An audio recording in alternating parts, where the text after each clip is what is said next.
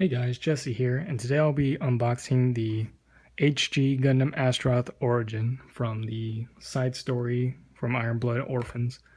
The original Astaroth was a sort of a hit or miss kit when it came to aesthetics. I think it was mostly hit, but the most interesting thing about the kit was the fact that it was a hodgepodge of different mobile suits slapped together to make this Gundam. And one thing that most people were wondering about was how it looked originally. Um, and then at a hobby show, Bandai showed off this kit without a name, and people thought maybe this was the antagonist suit because in prior Gundam history, usually the red suit is the enemy suit, but then they called this the Astaroth Origin, slapped a pro tag on the box, and it turns out this was the Astaroth before it got torn up and slapped together with other mobile suit parts, which is pretty unexpected. So just looking at the box art here, very nice picture of the kit. I heard somewhere that the designer for the side story for Iron Blood Orphans for the mobile suits was the same guy who did the ones for Reconquista and G, which is very apparent because that is a very Reconquista and G designed head. We've got good old Gintama here as the protagonist. That's not even a very well done drawing.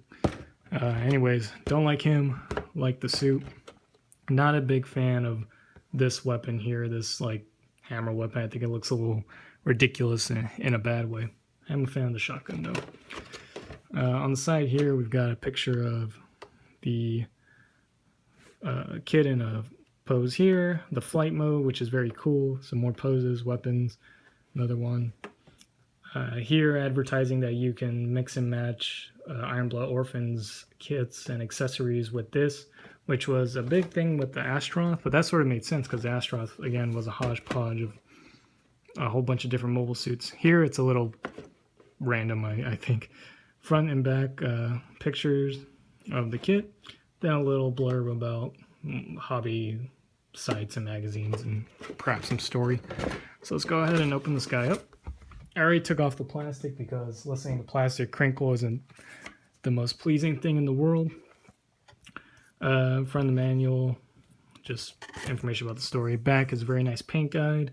One thing that is disappointing about this kit that I found while opening it is that color right there, which is kind of dominant on the suit. It's like a tertiary color, this sort of purple lavenderish.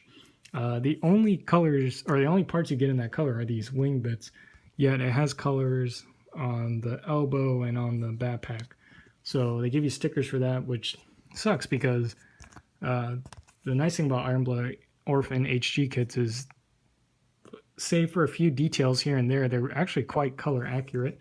So to see it kind of move backwards really sucks. For example, these thrusters, the black detail there on the leg is a sticker that just wraps around, and that could have easily been a part that just kind of hooked on, but whatever, that's what we got. Just looking at the construction real quick, it's very simple. I'm not going to show the whole manual, but pretty simple Iron Blood Orphans HG construction. What I like is that you can store all the weapons on the suit, so that's really cool. Here's the flight mode, which is a little interesting. So you flip up the binders, flip up the backpack, and then fold out the wings. What I saw on HobbyLink TV was that the binders don't actually connect to the backpack in any way. They're just sort of free floating. So posing these arms is going to be really annoying because you'll be moving this and then this will be moving around, and you got to readjust that to line up with the backpack. And they could have easily made some sort of peg or something that plugged into the backpack. Also, what I find a little silly is that, so throughout this little instructional here, you have the binder in the correct color that it comes in, right? This red, just all red. Then you get to the end here, and there's like this gray paint app that's missing on the plastic, and you have to paint yourself. So this image, like you do this, and it's supposed to look like this in the end, and then it may make you think like, oh, there's supposed to be a gray connecting piece or something, but nope. That's just a missing color detail. So let's look at the parts now. Here are the stickers. Ice sticker, all right. This goes on the chest, and then these two go on the binders. What kind of sucks is we'll look at it in a sec, but there's no molded detail for these accents, I guess. On the Barbatos, even on the chest for the little like power symbol, they had molded details, so you just fill that in with some paint or Gundam marker. But here, if you want to paint that, you're gonna have to make a stencil or some sort, or freehand it like a boss. But you've got the elbow stickers for this color that I mentioned earlier. Again, these are gonna suck. You can just tell these are the kind that fold over multiple surfaces. Always bad. Same for the backpack here. 2 white ones for the knees. I did check these are molded details, so those you can paint really easily. These 2 horrible stickers that are going to wrap around the back of the leg for that gray detail.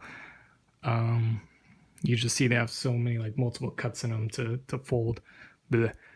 Then you have 2 black ones for, I don't know, probably the feet. Here's the first runner, the C runner. Mostly gray. We've got some white here. This gray consists mostly of the weapons and some head pieces and a hand, it seems. Then we got this maroon, pretty nice color, only a few pieces. Then we've got the chest here. Let's see if I can focus in on that. Yeah, as you can see, there's no molded detail for that sticker, so you either just deal with the sticker or you paint it. Make a stencil, I should say. Here's runner B. Now we're getting into the most dominant color on this kit, which is red, and it's like very, very bright red.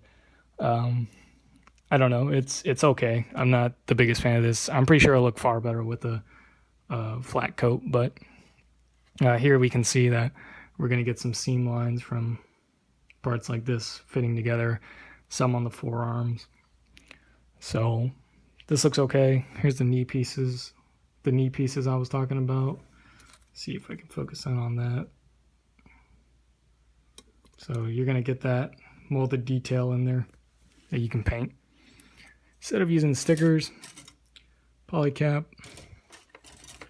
Then we have something that's very disappointing for me. The lavender color on this D runner are just these 2 wing pieces. Those are very nicely detailed, but I mean, I feel like the ones for the elbows and the one that goes on the backpack could have been pieces, but no such luck. We just have these 2. Next, we have the E runner here. More of this red. Mostly backpack pieces. These are really nicely detailed. You have a lot of lines. So even though they're really nice, big, large pieces, they're not going to be void of detail like sometimes large pieces are. Then we have the sword here. I'm not the biggest fan of this design. I think it has a little too many lines going on and a little too much red. So I might repaint that. I might repaint the whole kit, to be honest. It's too much red, in my opinion, and the shade of red it comes in is just a bit too much red. It's like Char's wet dream or something. A-plate is the runner, nice and flexible, a nice IBO runner. Interesting thing about this one is that it reads like IBO, I don't know, inner frame, whatever, 4. And I think we've only had 1 and 2, so I'm not sure what happened to 3. I could be wrong, but looking at this closely, I don't see anything new or different about this from like the Barbatos frame or the Gujan rebake. So, I mean, Bandai's calling it a new runner, a new mold, I guess, but I don't see anything different. So I don't know. Maybe there's some small thing different. Maybe the layout's just different. But either way, it's the same frame that we're familiar with, the Gundam frame. And that does it for this Gundam Astaroth Origin. It looks like I still love the design of it. The colors are a bit.